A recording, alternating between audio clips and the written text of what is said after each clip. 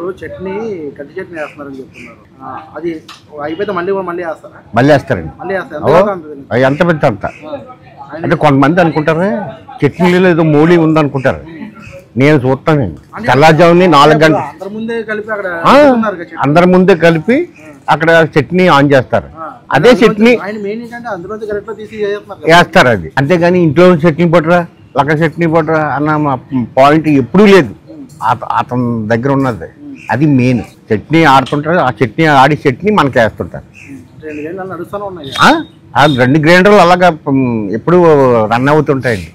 తర్వాత మాకు దోస్తి ఫ్రెండ్ ఒక క్లాస్మేట్ ఆయన నేను. అది మాకు అదే మేము అదే బ్యాచ్. ఏ క్లాస్ అండి? ఏ క్లాస్? అవునండి. అవును.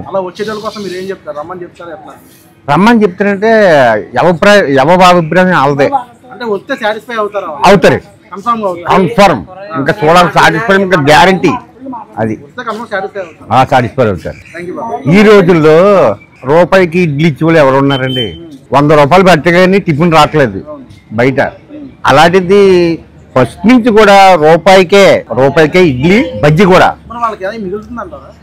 మిగిలిపోనండి. అతనికి ఉన్న పద్ధతి అది అంతే.